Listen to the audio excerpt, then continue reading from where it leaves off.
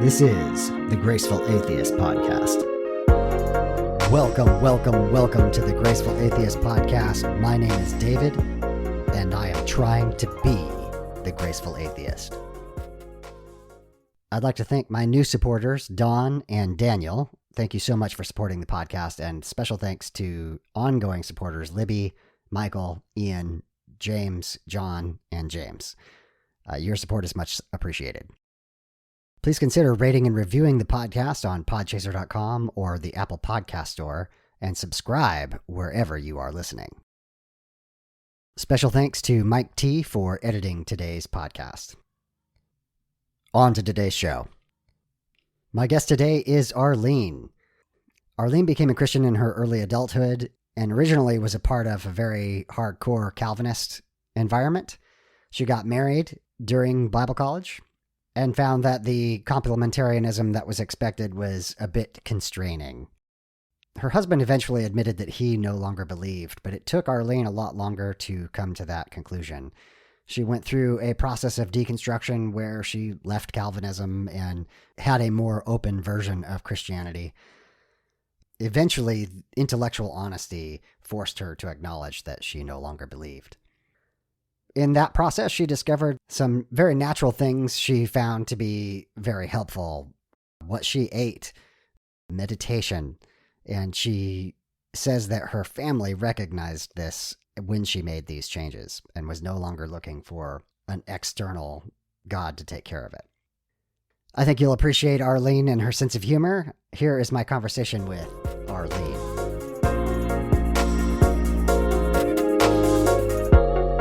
Arline, welcome to the Graceful Atheist Podcast. Hi, thank you for having me. This is exciting. It's very, very exciting to have you as well. I was just saying off mic that you had reached out to me in 2020, and you showed incredible wisdom in recognizing that you weren't quite ready to tell your story to the entire world at that time. And I have to just express how much respect I have for that. But then you've now reached out to me in 2021 and you're ready to tell some of that story. So thank you so much for reaching out and telling me your story in email. I appreciate that. Yes, of course.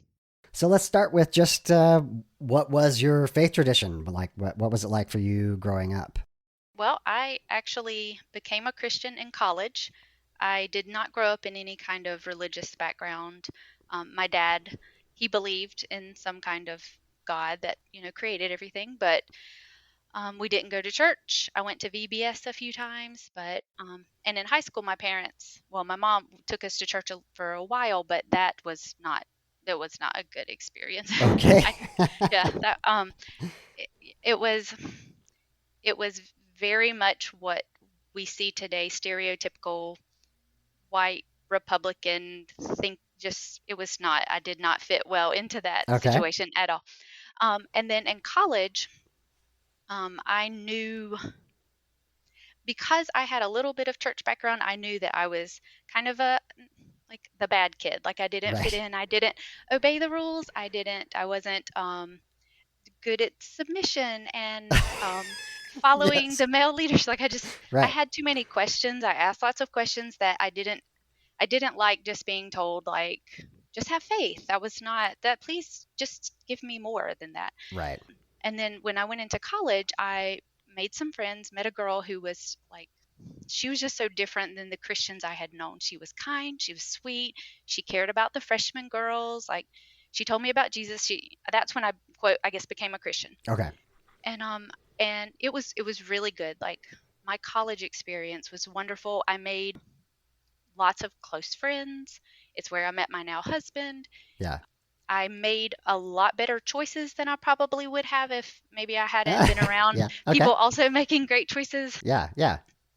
And I did I was kind of on the, I don't know, tail end. I don't really know the whole purity movement, but it wasn't nearly as bad as for me in college ministry as I had heard from as I've listened to other people tell their stories. Can I jump in here and just Yes, please do. Comment and a question. The comment is, our stories are similar in that I didn't really become a Christian until I was late teens. And my experience of Christianity prior to that was you're sleeping with your girlfriend, you're going to go to hell.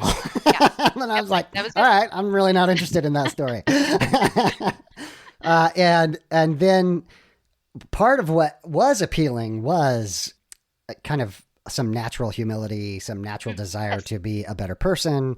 And here's this prepackaged story of this is how you can be a better person. And so that story is really attractive. So my question to you is, what did you find appealing about Christianity, or what was convincing to you? What made you make that last step to say, I'm a Christian now? Meeting people, I guess two things. One, I was convinced, I'm a bad person. Mm, I am sexual. yeah. I enjoy just not, I was bookish for a girl, which in the church is not that. No, you don't need to learn things. You need to Right. like do stuff at home. Yeah. So Yeah. it just, so when I knew, oh, here is like you called it, a prepackaged thing, you accept Jesus, he will start to transform you. I'm like, yes, please make me a better human. And then also meeting people who were genuinely good humans, like Sure. good people. That was so much more attractive than what little bit of church I had experienced. And these were young people. They were cool people. They were kind. There was a good community. I know I've listened on your podcast hearing lots of people talk about how the community was what was so attractive, Right. and it really was. I mean, these were wonderful people, and we're all about the same age. We're in college, and so those were the things that really attracted me to it much more than anything I had experienced before that. Okay. All right. So I interrupted your flow a little bit. So Oh, you're good. You're you good. have a good friend. She's caring and Yes. is cool, Yes. and you have a pretty good college experience, and it even Mhm. helps you make maybe Yeah. better, more wise choices, let's say, during your college years. So Yes. continue on with that. I had dabbled in everything that you do when you go to college. I had done all that, and it didn't satisfy. They tell you, oh, it'll never satisfy. Well, it didn't. Yeah. So then here's this other thing that it's like, oh, this might, finally be the thing. Well, my sophomore year, I meet my now husband, Okay. and then, but our junior year, my junior year, we get married. I mean, we're like, bam, bam, Yeah. let's get it Yeah. done. Like there was no, we were taught, there's no reason to wait, like get married. So Yeah. we both got married. We were young, we were babies. He was not in college. He was already working. So that, you know, my parents always assumed I'd marry someone in college and we wouldn't have money. So wait until you get out. But he already had a normal job.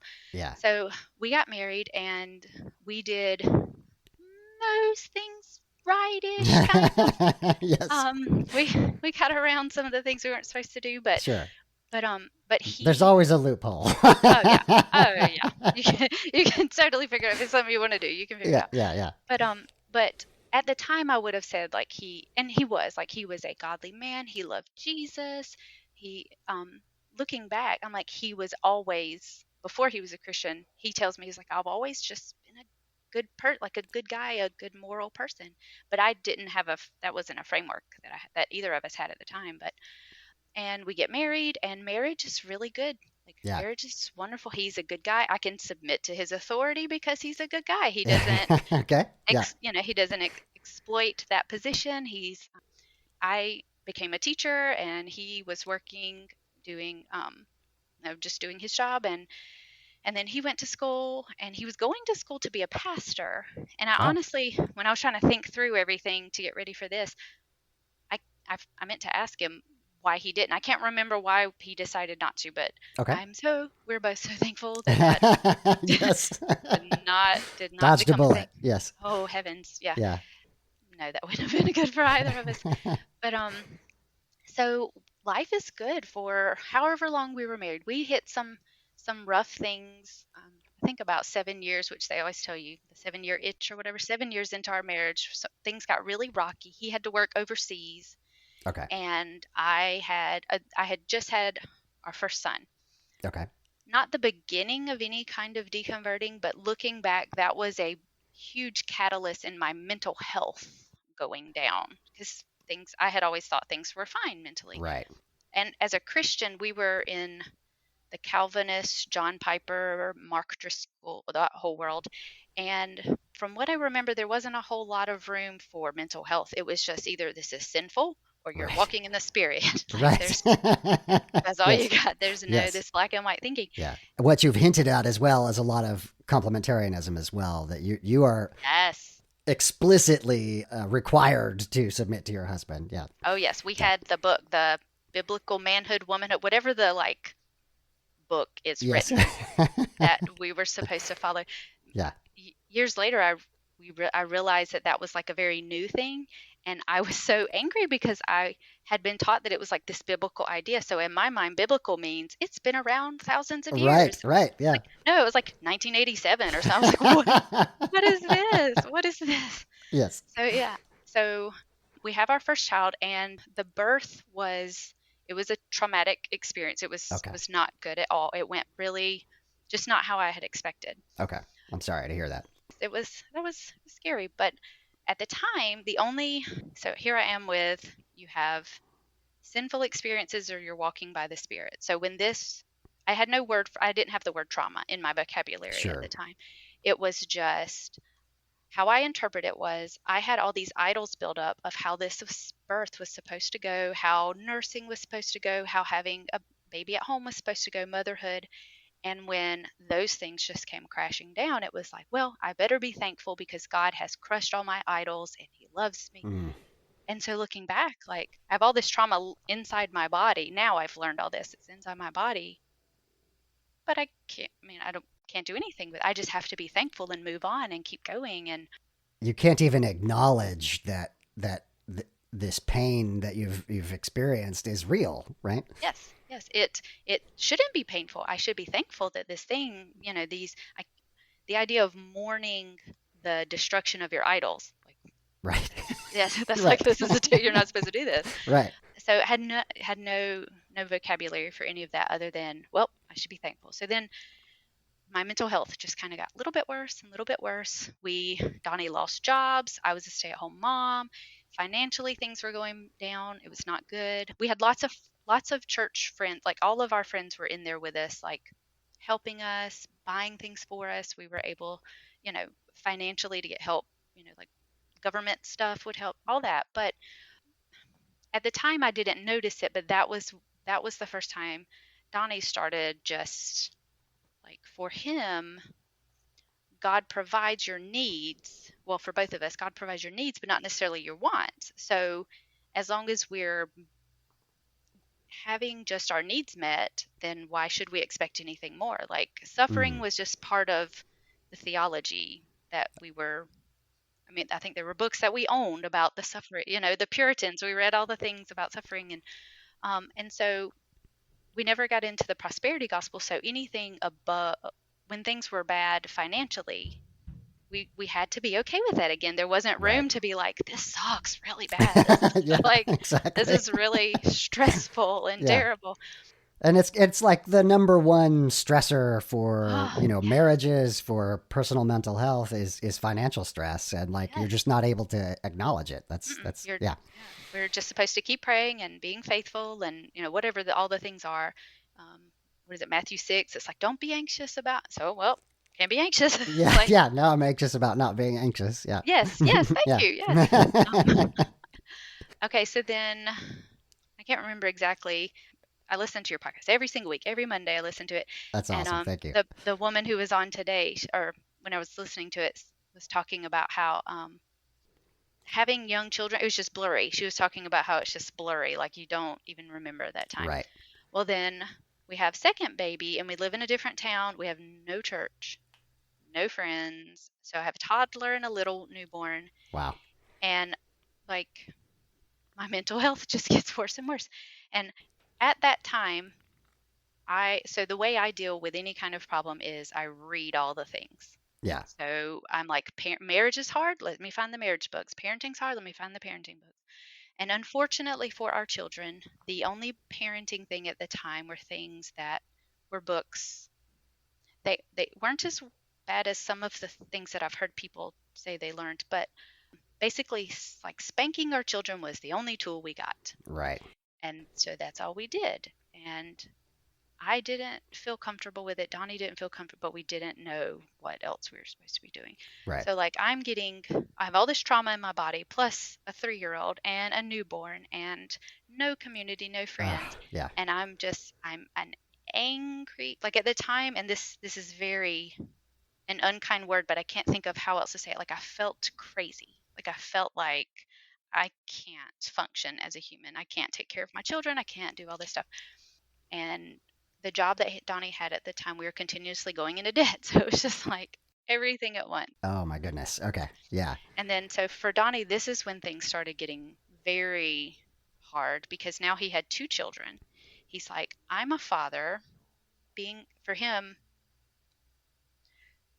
being a loving father was not arbitrary in the way that we understood God to be. So God could be like, half of your family is killed in a car wreck. Right. Be thankful Capricious. because Yeah. yes, capricious, good word. Yes. And Donnie was like, I'm not comfortable with this. Yeah. Now he this look, hindsight is when you see the things and We're then all looking at it from yes, 2020 hindsight. I get it. yes. Yeah. And then but while it was happening, that scared me really bad because I was like, no, like we have this solid theology. We have to, from what I knew, like it was helping me be a better person. Although all it was for me, it wasn't consistently helpful. So Mm. if I thought I was walking by the Spirit, but the Holy Spirit didn't help me, then I became more anxious because I'm like, why aren't I getting help? But then when it felt like the Holy Spirit was helping me because I had a more kind or loving way with my children, then I was like, okay, good, things are going better. Hmm. But it wasn't consistent because there wasn't actually anything happening. It just happened to be how I felt and was physically at the time. Right. And so we have that aspect. They're kind of 2 parallel paths. Me trying to figure out how to fix myself, and then Donnie slowly going, I don't know that I love this kind of stuff anymore. Yeah. So now he's a dad, and he's like, it is not loving or good or wise to, like, I would know, like, for God to be like, he was just really scared that God was going to do something terrible to our family. Yeah. I can He was, yeah. completely understand. and Yeah. and our theology made room for that to be perfectly loving and good and kind Yeah. and he was just like, I don't, that was really scary for him. So we have all this stress and new little tiny kids and living here, going into debt, plus this stress. We don't have church, we don't have friends. I mean, it was just like, we think about that city. Anytime we have to drive through that city to go anywhere, we're just like, Yeah. oh, I mean, it just Yes. brings up all these feelings in us of, oh, it was just yucky city. So then finally I'm like, we can move anywhere, please. Just find a job somewhere else. Yes. Because he had always wanted to move to near Atlanta to go to one of Andy Stanley's churches. Like Ah, yes. Yeah. we've always had a high risk. Once we learned about him, in Calvinism, I mean, Yeah. no, Andy Stanley, yeah. But our friends introduced us to him, and we were like, oh, we really like. Even now, we have a high respect for Andy Stanley and the things that he does. Like Yeah. he and Louis Giglio both. We can quote them without feeling some kind of way to like about it. Yeah. I need to jump in here and just Yes, say, please do. I think probably my 2 Christian intellectual heroes were Philip Yancey and Andy Stanley. Okay. So I just think, Yeah. again, it's that grace oriented Yes. Christianity that I found really appealing. The flip side of that is that you start, like, for me personally, I started to recognize that, there's as many people who think that Andy Stanley and Philip Yancey are wrong, or more people who think that, than that do find that attractive. And that was part of the deconstruction for me. So when we first learned about him, we first learned about Rob Bell, and we were like, okay. run Yeah, that's a away. bit much. Yeah. That was like too much. But Yes. Andy Stanley was like just enough that we could Right. hear him and appreciate. So after living in the other city, I was like, we can move. We can go. I didn't want to live in Atlanta because I grew up in South Georgia where anything near Atlanta is just terrifying traffic. I was like, please don't make me ever move there. Yeah. Okay.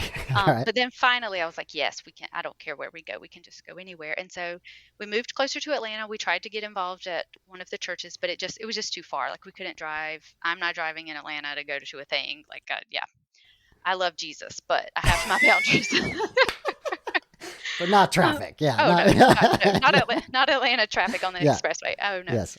So fast forward, I feel like I'm saying everything ever, but we got up here and we ended up we stayed at one of his churches, one of the not satellite, whatever they're called, churches Yeah.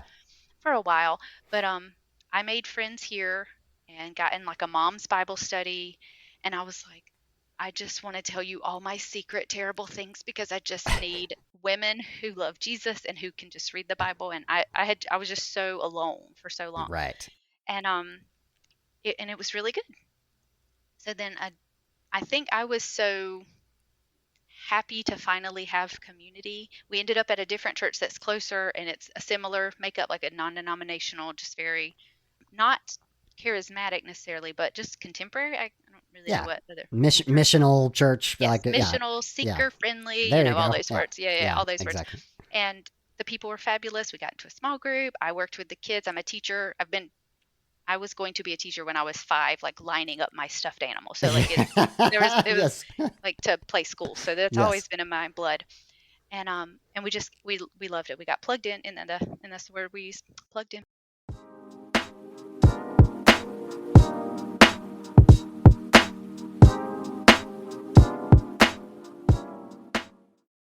So I don't think I was paying a whole lot of attention to how the hubby was doing, because something we started in when we were living kind of by ourselves and didn't have community, we called it our one-on-one. It was basically once a week. Mm-hmm. I didn't have anybody to talk to. He didn't have anybody to talk to. So like, tell me all your business. How are you doing? Yeah. And well, we just kept it when we moved here. It had been helpful. And one day we were talking about stuff, and he was like, I don't know that I can believe this stuff anymore. He had been listening to a news podcast, like a little 15-minute thing every morning on the way to work, and it was world news. And so a little bit each day, he was like, these are things I've never thought about. I've never paid attention to. I've just swallowed the idea that these terrible things will happen to these children in this other country. Yeah. And then they'll die and go to hell because they didn't know Jesus. Oof. And I'm just supposed to have been okay with this. And slowly over time, he was like, I can't just keep, what is it, cognitive dissonance? Is that what Yes. that's called? He's like, I can't just keep putting these things on shelves and being okay with this. Yeah. So I would love to say I was so kind and patient. Yes. And like, please tell me how you're doing. Yeah. Yeah. Oh my heavens. I can only imagine it. So, like, I need to acknowledge here that, of course, my wife is still a Christian, and I've had that conversation. I've been on the other side of that conversation, so I know how terrified you must have felt. So I want to hear that part. Like, what was your reaction? So I didn't know I was afraid at the time. I just was pissed. Can I say pissed? Pissed. Oh. Okay. There you go. Yeah, you can totally say whatever word you want. I was furious. Okay. And it was because I was scared. I had been fed this idea that if you marry a godly man, I remember Matt Chandler saying explicitly, like, you'd rather be lonely with a godly man, or something about being lonely if you settle for somebody else. And I was just like, I'm so glad I didn't settle. Yeah. All the things, and now it was crumbling out from under me, and there's nothing I can do. He's a grown man. I can't like force him to do anything. And so we have always been pretty chill and laid back. We've gotten along very well, even with children. Like, we didn't fight. We just had a hard time having little babies because everyone's tired and all the things. They're crazy making. Oh my heavens. Yes. Anne Lamott says having a baby is like having the worst roommate, and you can't kick them out. Yes. And I'm like, yes. That's exactly right. But he and I like turned towards each other, I guess, and like fought together rather than, oh, not when this happened. It was knock down, drag out fighting, and we had just never, like, yelling, cussing, things that just had never been a thing.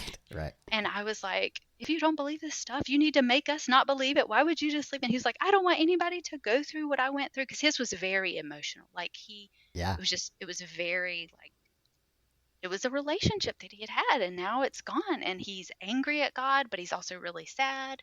Yeah. And it was just, he had all the emotions, and I did not have room for his emotions yet.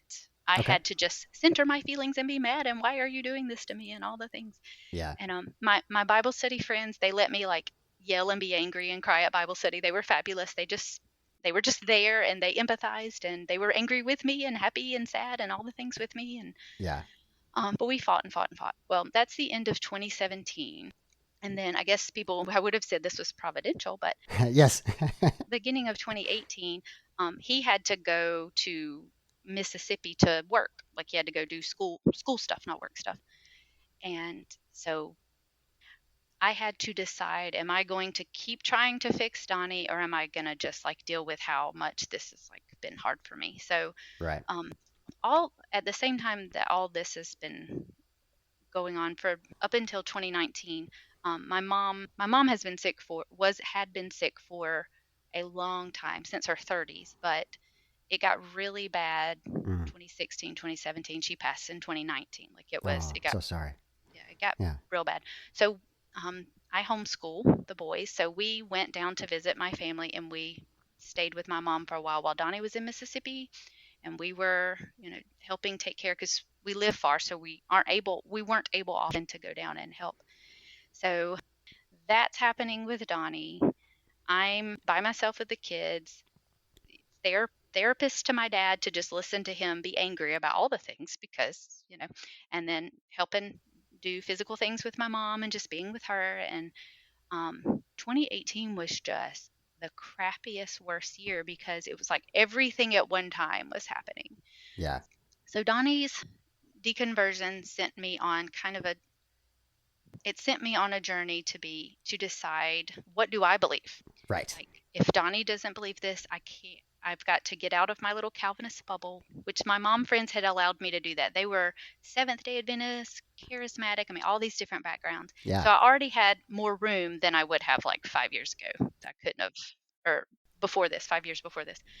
So I was like, okay. So I started reading everyone who was not Calvinist that I had heard good things about. C.S. Lewis, which I already loved, is C.S. Lewis, N.T. Wright. Eventually, somehow, Rachel Held Evans. Oh, there you go. I look back and I'm like, oh, I missed so much. She was so fabulous. How did I? But she was, she was on the list of like, oh no. Yeah. Oh yeah. I don't even remember how many. Just Anne Lamott, all these different Christians, Richard Rohr, that I just didn't. And so in my mind, I kept telling my friends, I used the metaphor that I was just meandering. I had left Calvinism. I was good. I was like, this is too strict anyway. I'm fine. I didn't feel any kind of way about not being Calvinist anymore. But I was like, assumed I was moving towards Jesus in some way, but I'm just like meandering in a boat, going on my little journey, learning from Catholics and charismatic people, just theologians who are really smart, Pete Enns, all these different people. And 2018 was just me like, okay, I've got to figure out what I can be okay with in the Bible. Are there things I no longer believe? The Bible Project, I know you've talked about your wife still loves the Bible, like she loves the Bible Project. Yes. I still, when people ask about any kind of resources, Christian, I'm like, they're fabulous, all the things. Yeah. But I learned a lot from them that helped me be able to appreciate the Bible in a way that I had not. No longer creationism and fundamentalism and everything's got to be literal. And so I'm sure they would never want to know they were part of the story. But they were really good for me. I learned a ton from them. But at all of 2018, maybe a little bit at the end, I was uncertain. But I was still a Christian. Like, I still love Jesus. I still was what I thought was like growing in my faith and learning all the things. And I know y'all different people talked about, like, I never planned to head this direction. Right. I was just letting, I just had to be intellectually honest enough to let whatever came in my way to follow the truth wherever it led me, or the evidence. Right. I think that's how I've heard people say, I was just following the evidence. Yeah.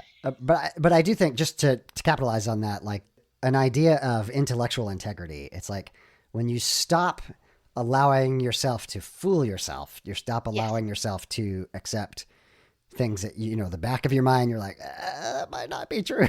As soon as you stop doing that, it's a bit of a domino effect. I did want to respond one more thing there. What you just described of going from, strict Calvinism or strict fundamentalism or strict what have you, put in the blank, to opening up to being more accepting, maybe more loving, getting a broader understanding of the Bible, less literalist, that kind of thing. is super, super common. And I think lots of people stay there, right? Like that's and I think that's a good thing. I think that's a positive move forward, right? You can be a better or worse Christian. And I think having that expansion of your views is a positive thing. But it's interesting to hear then your story that it doesn't always end there, right?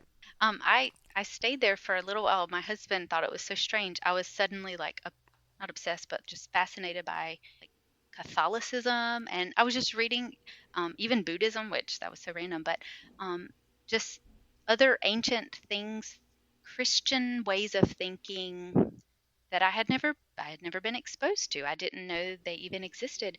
And yes, lots of the person I listened to on your podcast today, she was talking about Science Mike and Rachel Held Evans and Pete Enns and people who've kind of landed in liberal Christianity, but that's liberal has such a all these other connotations to it, but just more liberal theology that I I liked the appeal. I saw the appeal, but maybe it was because I was so fundamentalist for so long that I couldn't just be like, well, I'll pick the parts I like and then throw out. And I was like, I'm not comfortable with this. This doesn't feel, like you said, like intellectually honest to pick and choose. I had never liked that when I saw that in churches where you just pick and choose the parts that are fine without being able to say, okay, but what about this other stuff? Like you Right. can't just not just ignore it. I couldn't do that. Yeah. And yeah, because I do have an appreciation for all those authors and speakers and stuff like that.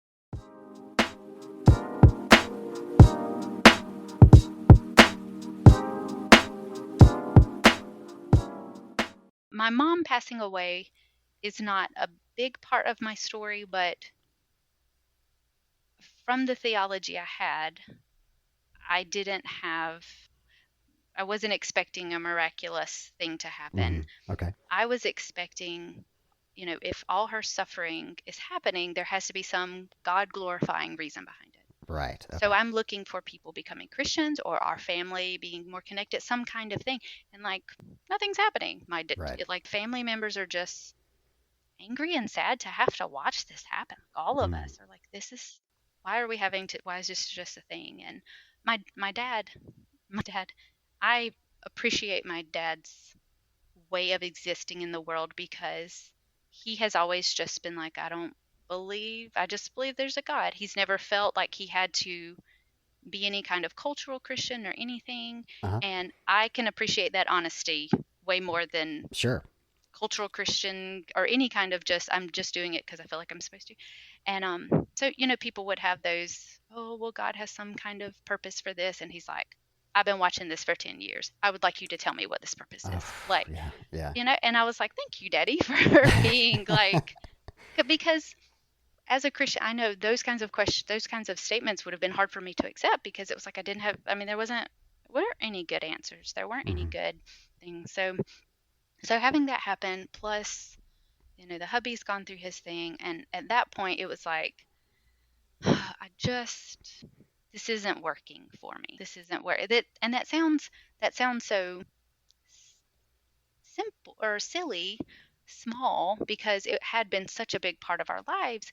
And you don't leave something that's absolutely true just because it doesn't work for you. That didn't. I don't know how to explain it. Can I jump in? I was just going to say, like you've mentioned earlier about having a sense of the Holy Spirit helping you to be a better person, or days that you don't feel that, and well, where is God in this? I do think that one of the things that leads a lot of people to just begin asking questions is the disparity between what is promised within the faith tradition and the reality of the world that you experience. So you've named a couple now, just the stress of being a parent, the stress of financial issues, watching the long, slow decline in health for your mother. It's just devastating to that theology, even if it's not a, prosperity, everything's going to be great. Implied in there somehow is that, God isn't interacting. He's acting in the world. He's doing these things. And the reality of your life is demonstrably showing that's not true. And I guess I haven't mentioned a whole lot of this. During 2018 and 2019, I had gotten very, very unhealthy because here are the 500 things that are on my plate right now that I'm trying to do. I'm not on the plate as far as something I need to care about because I'm just trying to survive. Yeah. And so I got very unhealthy. I was using food and other things to like numb and not deal with all this stuff.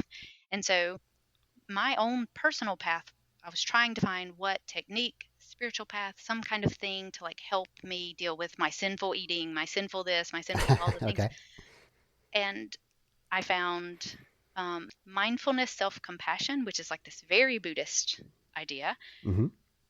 was helpful. And I was like, I remember being so angry. I'm like, why aren't Christians preaching this? Like, why aren't we Yes. treating ourselves with kindness? Like, I had spent so much of my life like beating myself up as a Christian because that's what I thought we did. We kill our sin. We like fight it and do all the things.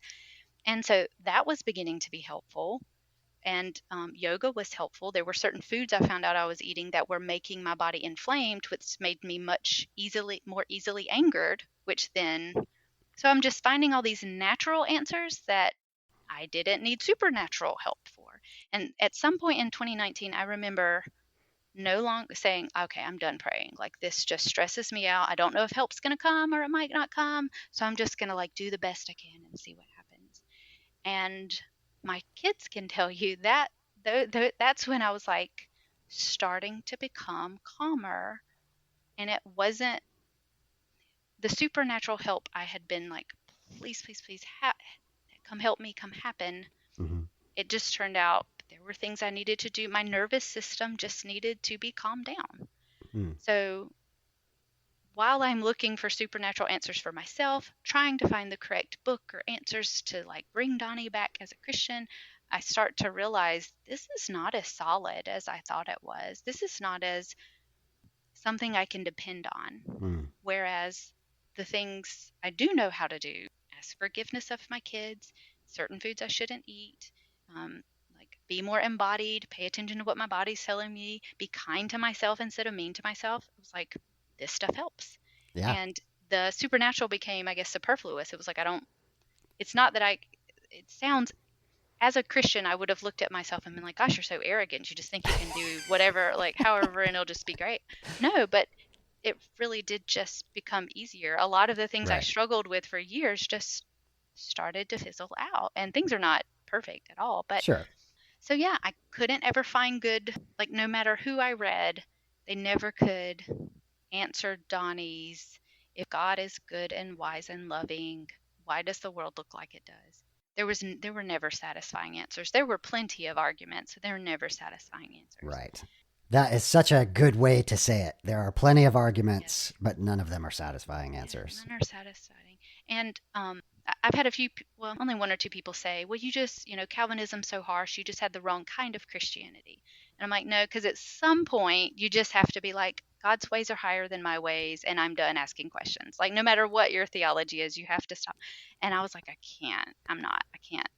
can't decide what the answers are going to be. I have to just continue and see what happens. I have to interject here. I literally have a blog post about an interview that Andy Stanley and Ryan Bell of the Life After God podcast. Oh, So Andy okay. Stanley went on Ryan's podcast, and he was in effect saying, I don't believe in that God either, right? Like this, a God who is mean and capricious, and and I literally have a blog post about, is it that I just have the wrong version of God? And this is so very common. It's like I hear the apologetic class blame, well, you grew up fundamentalist, so that was your problem, or you grew up liberal, and that's your problem, or you grew up charismatic, that's your problem, or it doesn't matter what you are. There's an apologist telling you how you grew up wrong, or your faith tradition is wrong, and everyone has a different version of God. That's the entire point. Yes, yes.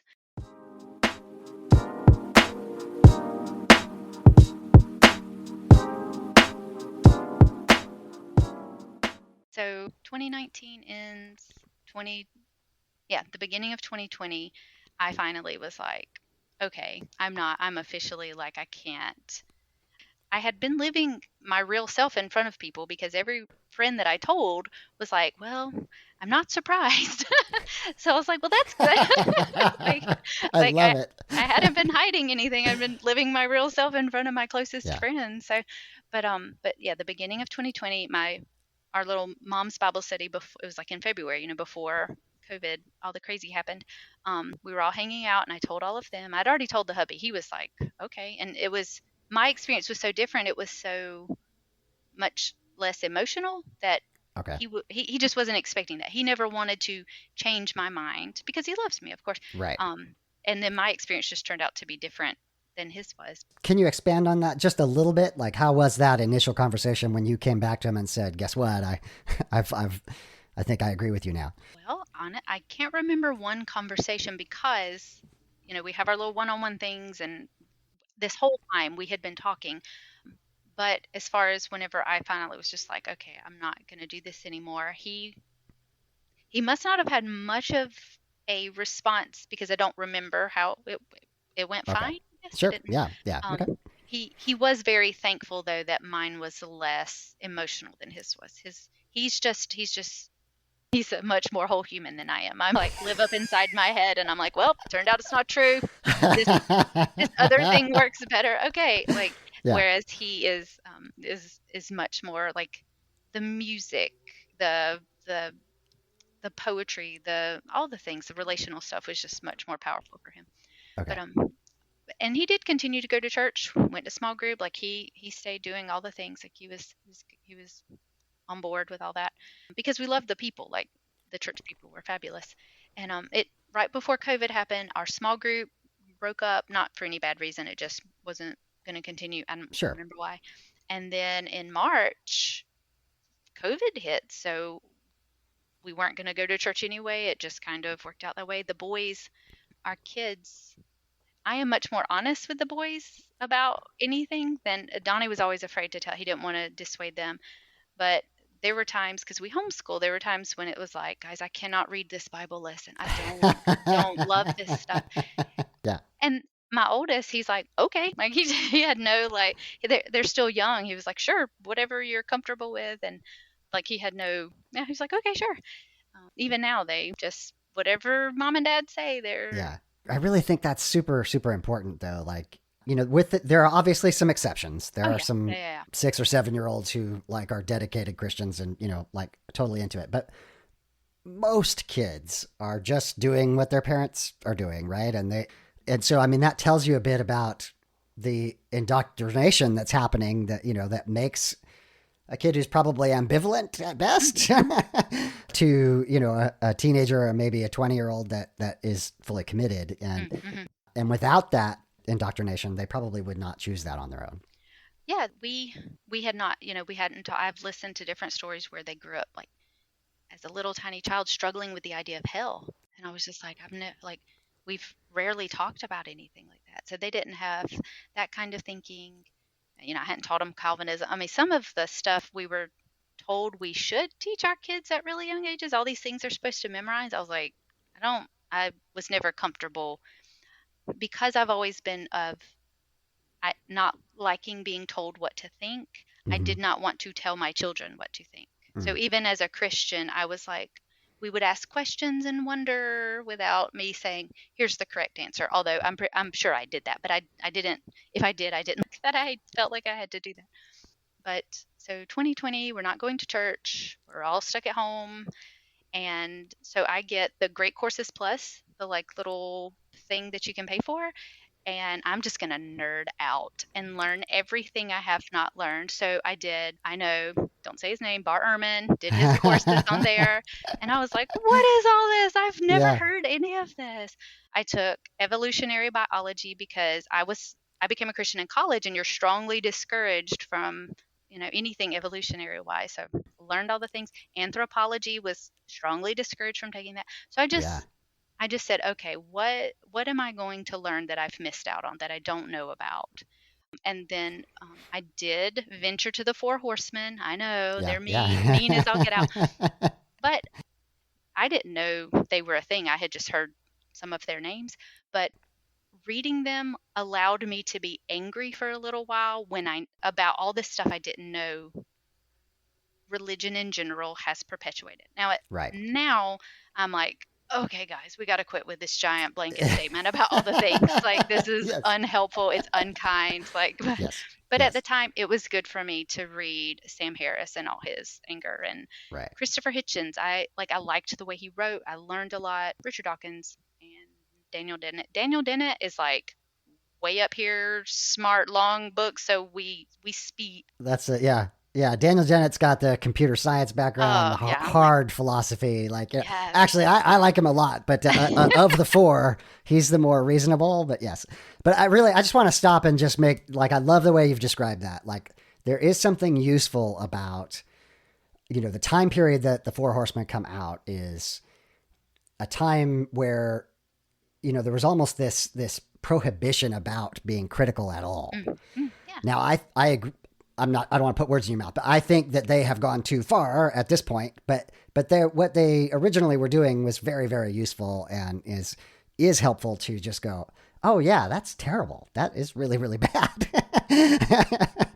But I do hope that people move on eventually. Yes. Yes, I agree. It was help. My husband did not like it. So my husband, he is Okay. such a good, kind human. Yes. So when I would tell him some of the stuff I'm reading, he would get so mad. He's like, "No, they're making blanket statements about Right. everybody and because we know real life human Christians, it's easy to talk about like Christianity way over there, and you can make blanket statements about whole group. You've said this before, whole groups like the LGBTQ community. If you don't personally know people, then you can think this thing about this whole group. Yeah. So he did not like it at all. It was Okay. quite some good conversations we had while I was reading their books, but it was helpful for me for a little while to be like, yes, this is infuriating that these things, Yeah. and gave me some just ways to think about things I had not thought about before. So, but all this is happening during COVID. So the few friends that there's only like one or two people that I know just dropped me because I wasn't a Christian anymore. Right. The others, I have the like solid people who they're not going anywhere. They love me. We love each other. They're not going anywhere. And then I have a few people that I just don't know if it's COVID and our lives were crazy, and so we're not in church together anymore, so we don't see. Living in Georgia, we've been free to do what we want to for however long, but churches are still now just trying to figure all that out. But yeah, so I guess what I was saying is I don't know.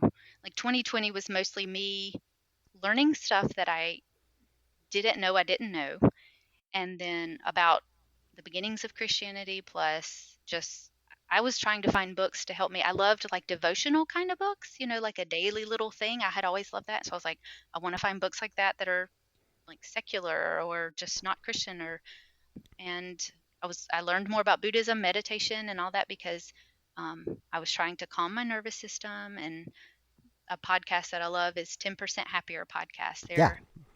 They're everything. I just love their stuff. And so, yeah, 2020 was a lot of me trying to figure out, okay, who am I now? What do I do now? And the hubby, he is agnostic. He's like, I don't want to become, he feels like atheist is like, now I've made this decision that this is absolutely not true.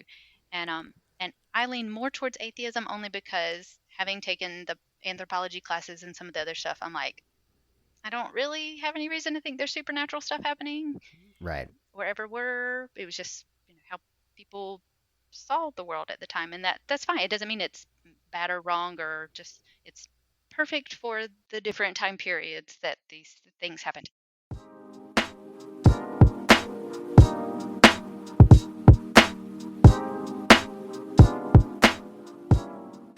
James Croft, who is the leader of the Ethical Society in Missouri, recently he tweeted this thing that I've just been, pondering now for weeks, and he was talking about that the secular entails the religious, meaning that we're talking about a human phenomenon, right? Religion is a human phenomenon, and that so it's perfectly natural for a culture to develop a religious perspective. And when you take that long view, that anthropological view, you recognize the similarities and the differences between the various different religious traditions, and you can recognize this is just a human experience, right? And you can have that kind of stepped back view of even yourself, right? To recognize, you know what, religion played a role that helped me at one point in time in my life, and now I no longer need it. Yes. Yeah.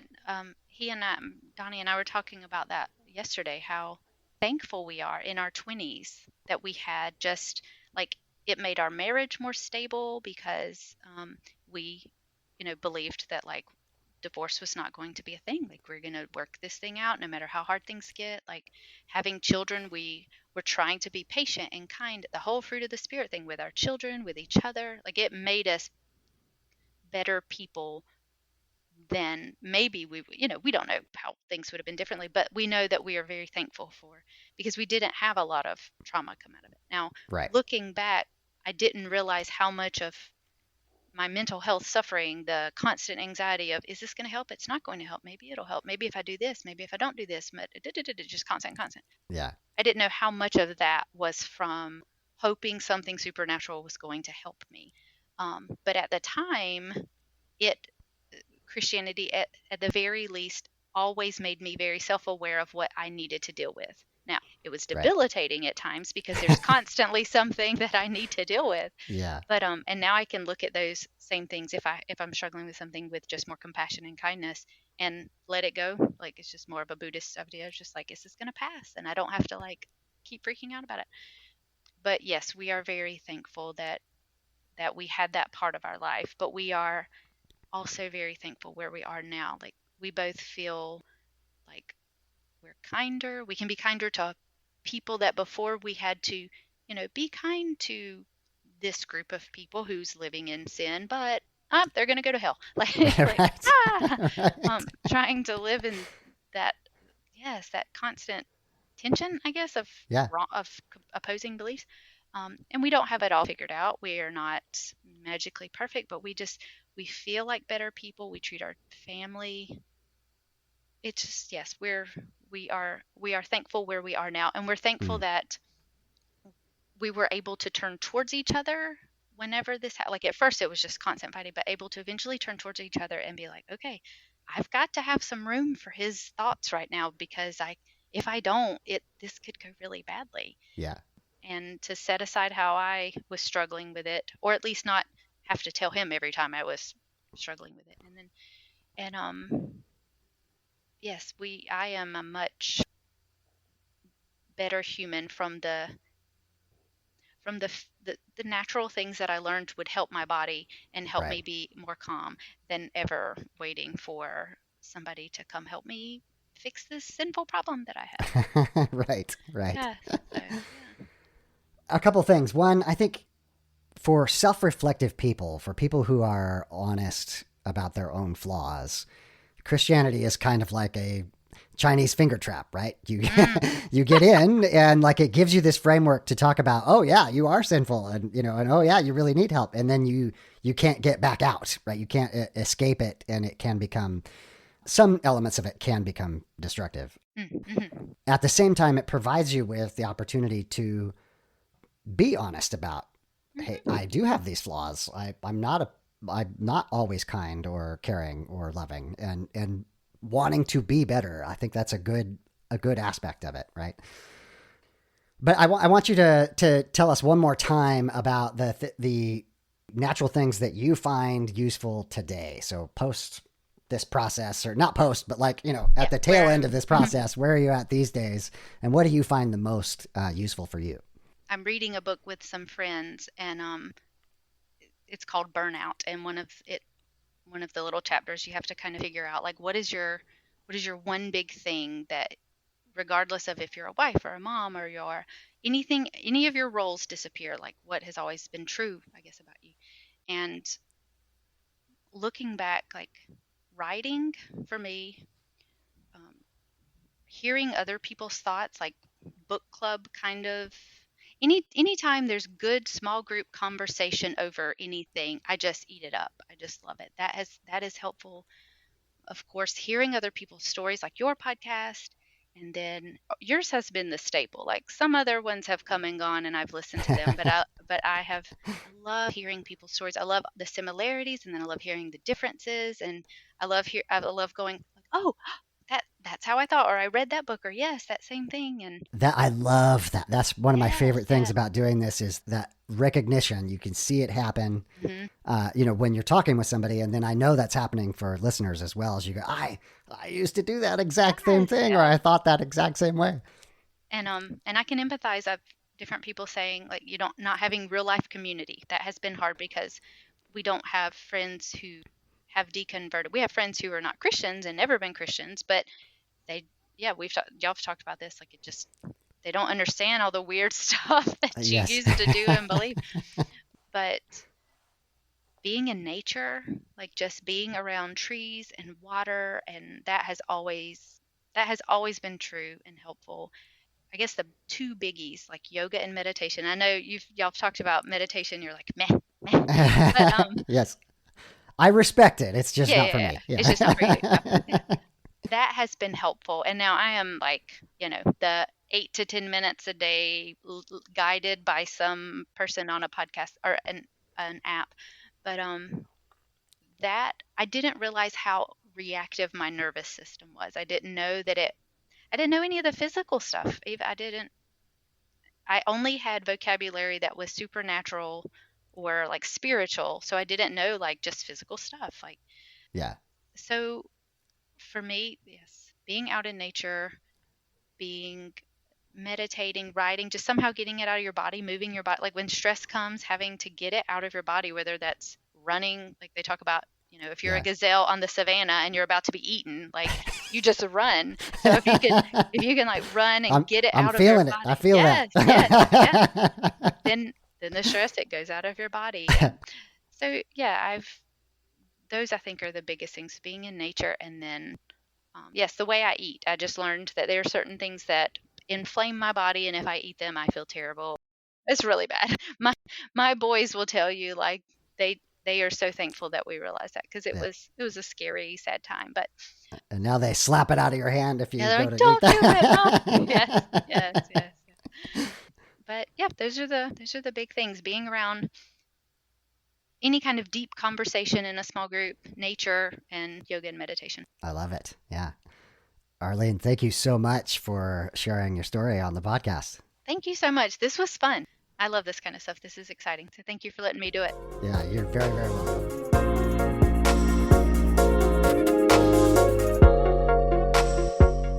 Final thoughts on the episode. I absolutely love Arlene's sense of humor and the self-honesty and her reflection upon the process of deconstruction. I'm also really glad to hear that she has found natural things that give her much more peace and meaning. Meditation, making sure she doesn't eat things that she knows will affect her, and being able to just love people in a much broader sense than when she was a Christian. My absolute favorite story she tells is talking about being in that John Piper, Mark Driscoll complementarianism and discovering that biblical doesn't mean that this thing has been around forever, that it was basically from 1987. That just absolutely cracked me up. The hardcore Calvinist environment and the complementarianism, it just absolutely restricts women. So every time I hear of someone who was able to deconstruct and deconvert, and particularly just to get out of Calvinism and that heavy complementarianism and recognize that women are human beings and fully autonomous, I think that's a huge victory. And that's a really important point, that trends in how the Bible is interpreted change over time. I really related to Arlene's story. We both came to Christianity a little bit later. We didn't grow up with it. We were all in, fully dedicated.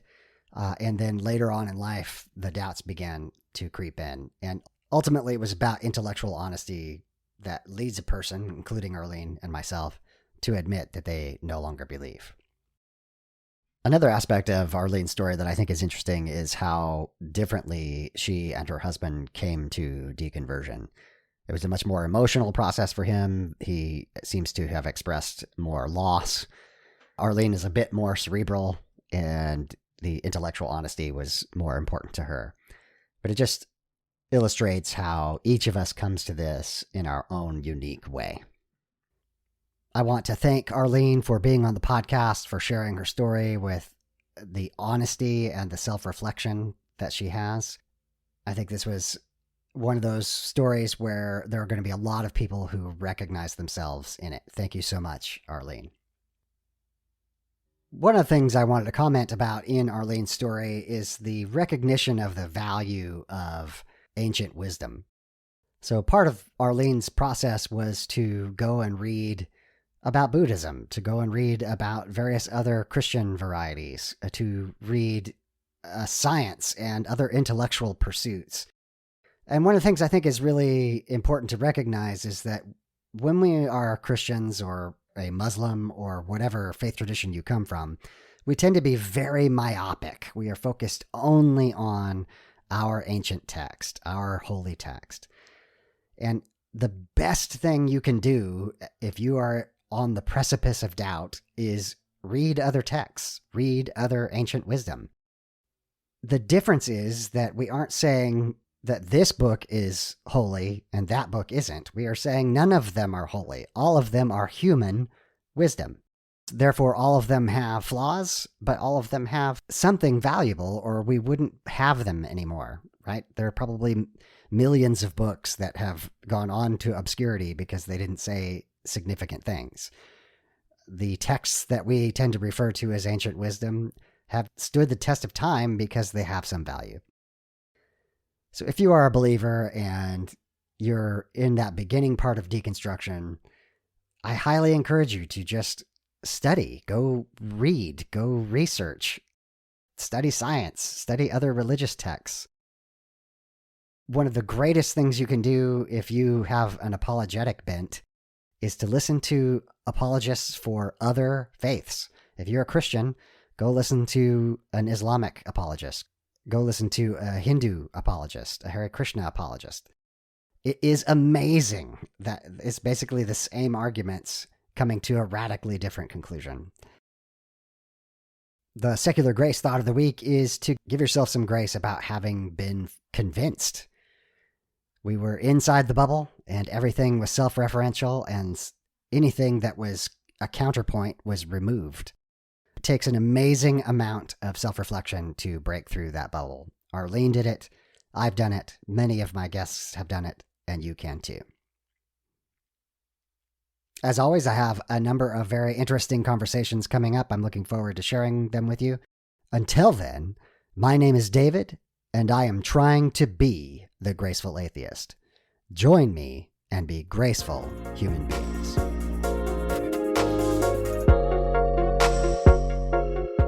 Time for the footnotes. The beat is called Waves from Mackay Beats. Links will be in the show notes. If you'd like to support the podcast, you can promote it on your social media. You can subscribe to it in your favorite podcast application, and you can rate and review it on podchaser.com. You can also support the podcast by clicking on the affiliate links for books on gracefulatheist.com. If you have podcast production experience and you would like to participate with the podcast, please get in touch with me. Have you gone through a faith transition and do you need to tell your story? Reach out. If you are a creator or work in the deconstruction, deconversion, or secular humanism spaces and would like to be on the podcast, just ask. If you'd like to financially support the podcast, there's links in the show notes. To find me, you can Google Graceful Atheist, you can Google Deconversion, you can Google Secular Grace, you can send me an email, gracefulatheist@gmail.com, or you can check out the website, gracefulatheist.com. My name is David, and I am trying to be the Graceful Atheist. Join me and be graceful human beings.